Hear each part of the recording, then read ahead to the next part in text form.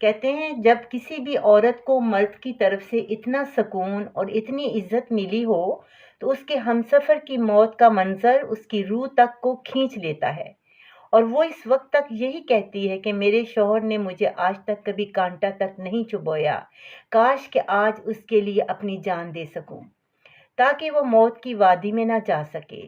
یہی حال اس وقت دیبا کا تھا جب ڈاکٹروں نے اس کے شوہر کو جواب دے دیا تھا۔ اسے لنگز کا کینسر تھا اور وہ بستر مرگ پر تھا۔ آنکھیں کھلی وہ اپنے بستر پر اپنی بیوی بچوں کو تک رہا تھا۔ اس کے سارے خواب پل میں مٹی میں ملنے لگے تھے، وہ جنہیں دیکھ کر اپنے تمام دکھ بھول جاتا تھا، مگر آج اسے اپنی بے بسی نظر آ رہی تھی اور سوچ رہا تھا کہ میں نے تو کبھی سگریٹ کبھی نشہ نہیں کیا، پھر یہ کیوں مہلک بیماری مجھے چاٹ گئی، میں اس سٹیج پر کیسے پہنچ گیا۔ سوچتے سوچتے اس کی حالت خراب ہو گئی اور اسے پھر ہاسپٹل لے گئے جہاں اسے آکسیجن لگ گئی۔ دیبا کی شادی جب سے اس کے ساتھ ہوئی تھی کبھی ایسا نہیں ہوا تھا کہ ایک دن سے زیادہ کبھی جھگڑا ہو، فوراً ہی ایک دوسرے سے معافی مانگ لیتے تھے۔ جاوید کی عادت بہت نرم مزاج تھی، کم گو تھا اور محنتی تھا، ہر ایک کا خیال کرنے والا تھا۔ اس کی تمام خوبیوں کی وجہ سے سب جاوید کی عزت کیا کرتے تھے۔ دیبا کی جب سے شادی ہوئی تھی اس کی دلکشی بڑھ گئی تھی اور سب یہی کہتے تھے کہ شادی کے بعد وہ بہت نکھر گئی ہے، حالانکہ اس کا چہرہ اتنا صاف نہیں تھا مگر پرکشش ضرور تھی، مگر شوہر کی محبت نے اس کی خوبصورتی میں مزید اضافہ کر دیا تھا اور لوگ اس کی وجہ سے اس کے حسن کی تعریف کرنے لگے تھے اور اکثر کہتے کہ دیبا تم آج کل اپنے چہرے پر کیا لگاتی ہو، پہلے تو اتنا کھلا ہوا چہرہ تمہارا نہیں تھا۔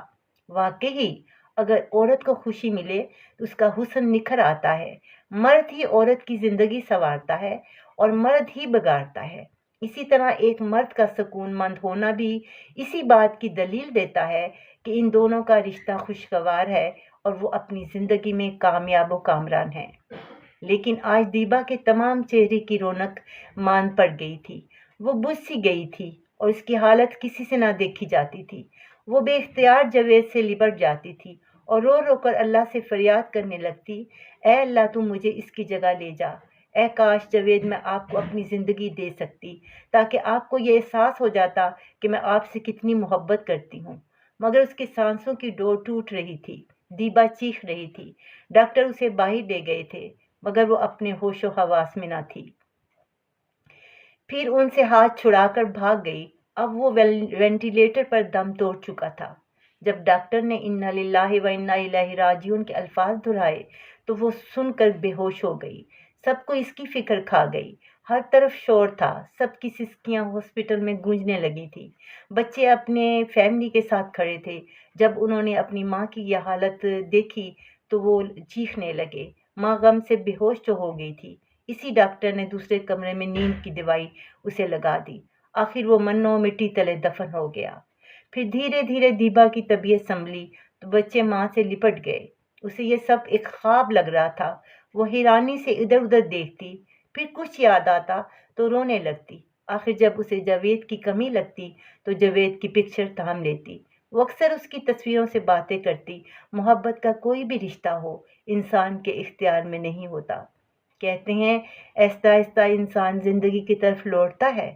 اب اسے عدت تک اپنے آپ کو یہ قبول کرنا پڑا کہ وہ اب بیوہ ہے، اور وہ تو ابھی جوان تھی، لگ بھگ 45 سال کی ہوگی، اور اس کے 2 چھوٹے ننھے منھے بچے تھے جن میں سے ایک اس کا بیٹا تھا اور ایک اس کی بیٹی تھی۔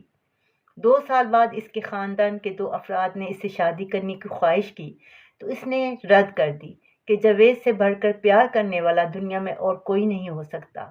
اب وہ دوسری شادی کا کبھی نہیں سوچ سکتی۔ وہ پڑھی لکھی تھی، اپنا ذاتی مکان تھا اور ساتھ ہی زمینوں سے بھی اچھی خاصی رقم مل جاتی تھی۔ وہ اس پر بہت پرسکون تھی، اس لیے وہ اپنے سسرال میں ہی رہنا پسند کیا، کیونکہ انہوں نے کبھی بھی اس کے ساتھ زیادتی نہیں کی تھی۔ اسے ہمیشہ اپنی بچی کی طرح سمجھا تھا۔ اسے اس سے زیادہ محفوظ جگہ کہیں نظر نہ آئی تھی کہ میں والدین کے گھر پر جا کر بوجھ بنوں اور روز روز لوگوں کی باتیں سنوں۔ وہ بچے بھی مزید دکھ کی لپیٹ میں آ جائیں۔ وقت گزرتا گیا، بچے بڑے ہو گئے، ان کی شادی کر دی، پھر اللہ نے نواسے پوتے پوتے دے دیے اور وہ انہی کی خوشی میں اپنی زندگی کے دن گزارنے لگی۔ वाकई ही मियाँ बीवी का रिश्ता अजीम रिश्ता होता है।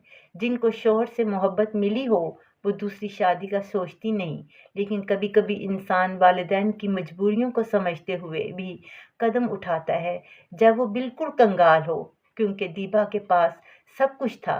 अगर वो लावारिस होती तो शायद उसे भी कुछ सोचना पड़ता।